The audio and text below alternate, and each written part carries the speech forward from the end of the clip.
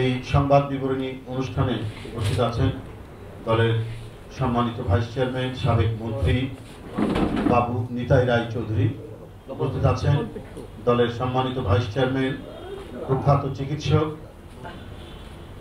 Doctor AZM Zahid Hossain, এর সাথে আছেন দলের জাতীয় নির্বাহী কমিটির সম্পাদক মণ্ডলী, সহ সম্পাদক মণ্ডলী এবং নির্বাহী কমিটির সদস্য। বন্ধুরা, বাংলাদেশের আদালতকে ব্যবহার করে সরকার বিএনপির ভারপ্রাপ্ত চেয়ারম্যান জননায়ক তারেক রহমান ও তার স্ত্রী ডাক্তার জুবাইদা রহমানের নামে যুক্তরাজ্যের একটি ব্যাংকে থাকা 3টি হিসাব জব্দের নির্দেশের আদেশ করিয়েছে বলে গণমাধ্যমে খবর বেরিয়েছে। সরকারের নির্দেশে দুর্নীতি দমন কমিশনের একটি আবেদনের প্রেক্ষিতে আদালত একটি আদেশ দিয়েছে বলে জানা গেছে। মিথ্যা সাজানো মামলায় বেগম খালেদা জিয়াকে কারাবন্দী করে আটকে রাখা হয়েছে অন্যায়ভাবে। এখন বিএনপিকে চাপে ফেলতে এই সরকার দুদককে দিয়ে একটি কাল্পনিক ও মিথ্যা আবেদনের মাধ্যমে আদালতকে দিয়ে আদেশ করিয়েছে। এটি একটি আষাঢ়ে গল্প। জনাব তারেক রহমানের নেতৃত্বে বিএনপি যেভাবে সুসংগঠিত হচ্ছে, সাংগঠনিক শক্তি বৃদ্ধি পাচ্ছে, তাতে সরকার ভীত হয়ে সম্পূর্ণ রাজনৈতিক উদ্দেশ্যে কাল্পনিক মিথ্যা অভিযোগ সামনে এনেছে। কারণ এখন সরকার যা বলে নিম্ন আদালত তাই করে, এক্ষেত্রেও তার ব্যতিক্রম হয়নি। আর যদি সরকারের নির্দেশ না মেনে কোনো বিচারক ন্যায় বিচার করেন, তাহলে তাদেরকে দেশ ছাড়তে হয়, যার উৎকৃষ্ট প্রমাণ বিচারক মোতাহার হোসেন ও প্রধান বিচারপতি SK সিনহা। বন্ধুরা, আমরা পরিষ্কার বলতে চাই, জনাব তারেক রহমানের কোনো অবৈধ অর্থ নেই। যেটা আমরা বারবার বলেছি সেটাই প্রমাণিত হয়েছে। সেখানে তার যা অর্থ আছে, অর্থাৎ ইংল্যান্ডে তার যে অর্থ আছে তা ইনল্যান্ড রেভিনিউতে ট্যাক্স পেইড অর্থ। ইংল্যান্ড রেভিনিউ হচ্ছে সেখানকার মানে আমাদের রেভিনিউ ডিপার্টমেন্টের মতো ট্যাক্স ডিপার্টমেন্ট, সেখানে ট্যাক্স পেইড অর্থ। সে দেশে আইনের শাসন রয়েছে, সুতরাং সেখানে আনডিসক্লোজড মানি ট্রানজাকশন হওয়ার সুযোগ নেই। বাংলাদেশের বর্তমান সরকার ও তাদের আন্দোলনের ফসলরা 12 বছর ধরে তন্ন তন্ন করে খুঁজে তারেক রহমানের অবৈধ সম্পদের কোনো সন্ধান পায়নি। অথচ ঢালাওভাবে তার বিরুদ্ধে কত যে মিথ্যা গল্প সাজিয়ে অপপ্রচার করেছে সেটির ইয়াত্তা নেই। কত বলেছে দেশ থেকে শত শত কোটি টাকা, হাজার হাজার কোটি টাকা পাচার করেছে। আজকে তারা আছে প্রায় 10 বছর এবং তাদের আন্দোলনের ফসল মঈনুদ্দিন ফখরুদ্দিনের সরকার 2 বছর। কই, কোথাও তো প্রমাণ করতে পারলেন না। বাইরের কোন ব্যাংকে কোথায় টাকা আছে সেটা তো ফিরিয়ে আনতে পারেননি, সেটা তো প্রমাণ দেখাতে পারেননি যে টাকা সেখানে আছে। প্রমাণ দেখাতে পারলে না ফিরিয়ে আনতে পারবেন।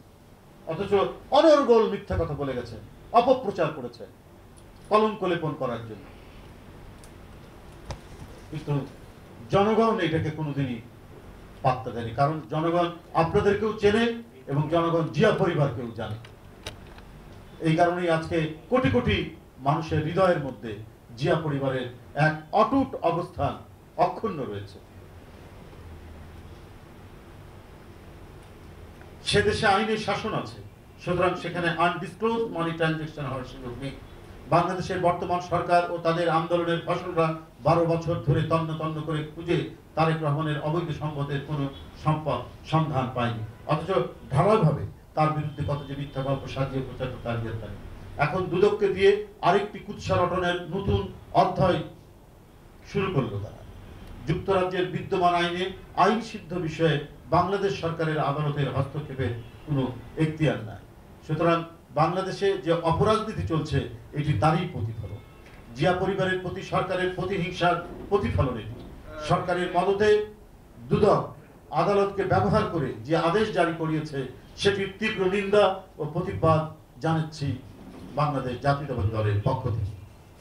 বিএনপির ভারপ্রাপ্ত চেয়ারম্যান জনাব তারেক রহমানকে বিনাশ ও তার স্বচ্ছ ভাবমূর্তিকে ক্ষুণ্ণ করার জন্য হেন কাজ নাই যা এই জনভিত্তিহীন সরকার করেনি।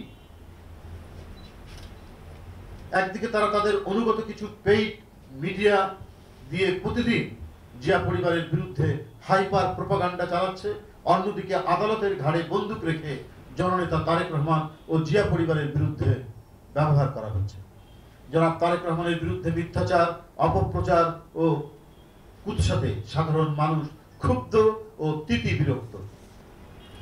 তারেক রহমান বারবার অপপ্রচারের বিরুদ্ধে চ্যালেঞ্জ ছুড়ে দিয়েছেন, কিন্তু সেই চ্যালেঞ্জ তারা গ্রহণ করেনি। এই অবৈধ সরকার 21শে আগস্ট গ্রেনেড হামলা সহ বেশ কিছু বানোয়াট মামলায় তারেক রহমানকে জড়িত দেখিয়েছে, বিচার ও আইনের সকল নিয়ম কানুন লঙ্ঘন করে।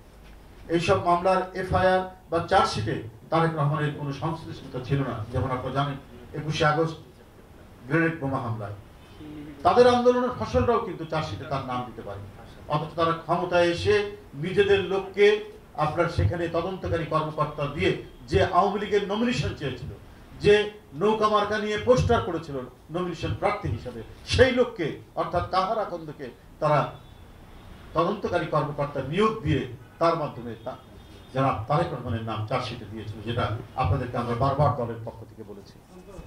বন্ধুরা, এমনকি একজন আসামিকে 400 দিনের অধিক রিমান্ডে মারপিট ও অত্যাচার করে অচেতন অবস্থায় একটি জবানবন্দি জোগাড় করলেও পরে তিনি কোর্টে তা প্রত্যাহার করে নেন। এটা নিশ্চয়ই আপনারা জানেন কার কথা বলছি।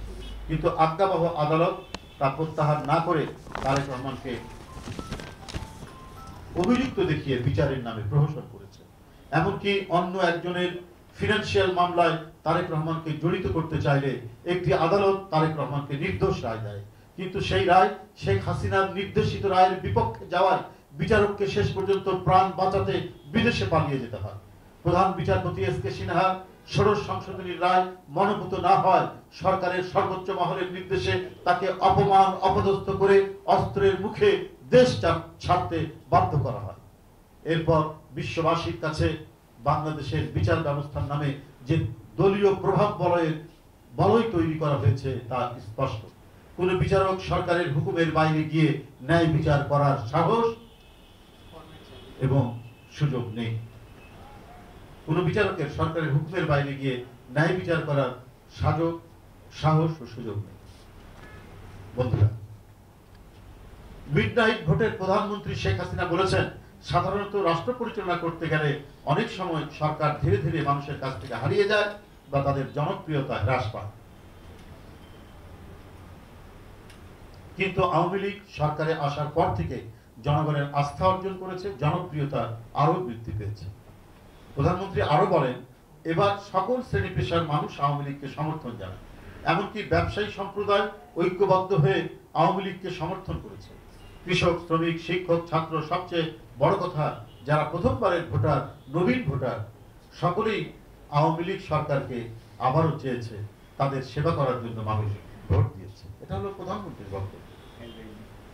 আমি বলতে চাই বন্ধুরা, দেশে একটা প্রবাদ আছে, এক কান কাটলে হাটে জঙ্গল দিয়ে, দুই কান কাটলে হাটে সবার সামনে দিয়ে, কারণ তখন তার লজ্জা শরম থাকে না। প্রধানমন্ত্রীর এহেন বক্তব্যে গোরস্থানের লাশও খিলখিল করে হেসে উঠবে। মিডনাইট সরকারের লোকদেরও এখন লজ্জা শরম নেই, তাদের নির্লজ্জ মিথ্যাচার করতে লজ্জা বোধ হয় না। একাদশ সংসদ নির্বাচন বাংলাদেশের ইতিহাসে সবচেয়ে কলঙ্কিত বিতর্কিত নির্বাচন। জনগণ কেন আপনাদের ভোট দিবে?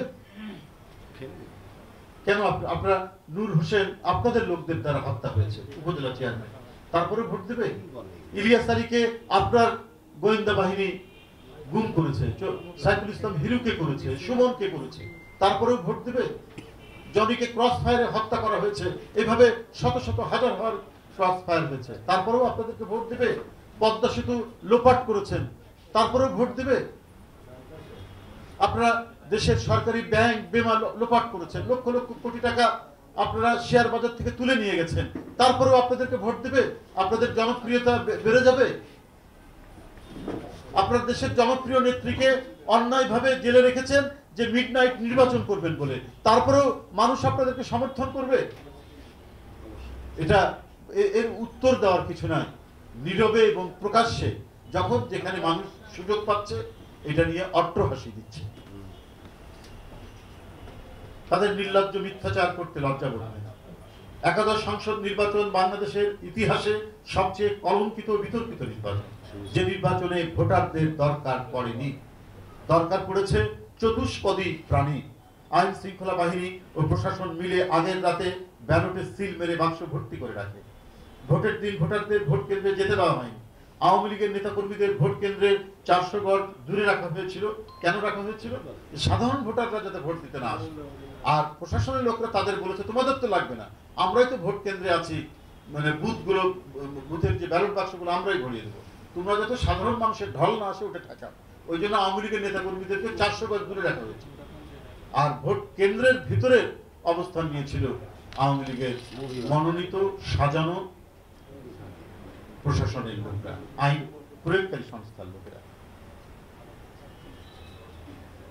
বন্ধুরা, সে নির্বাচনের দৃশ্য দেশি ও আন্তর্জাতিক মিডিয়ায় কিভাবে ফলাও করে প্রচারিত হয়েছে তা নিশ্চয়ই ক্ষমতাসীনদের জানা থাকলেও এখন সেটি চেপে গিয়ে আর কিছুই নয়। বন্ধুরা, আওয়ামী লীগের জনপ্রিয়তা বাড়লে একাদশ সংসদ নির্বাচনে জনগণকে কেন্দ্রে যেতে দেওয়া হয়নি কেন? গত নির্বাচনে কেন বিএনপির লাখ লাখ নেতাকর্মীর নামে গায়েবী মামলা দেওয়া হয়েছিল? কেন ধানের শীষের প্রার্থী সহ হাজার হাজার নেতাকর্মীকে আটকে রাখা হয়েছিল? আগের রাতে আইন শৃঙ্খলা বাহিনী ও প্রশাসন মিলে ব্যালট বাক্স ভর্তি করলো কেন? একতরফা উপজেলা নির্বাচনে এখন ভোটাররা ভোট দিতে যায় না কেন? এই যে উপজেলা নির্বাচন হচ্ছে এখন ভোটাররা যাচ্ছে না কেন? প্রধানমন্ত্রী এর সত্যিকারের জবাব জনগণকে দিতে পারবেন কি? সে সাহস কি আপনাদের আছে? আপনাদের সকলকে ধন্যবাদ।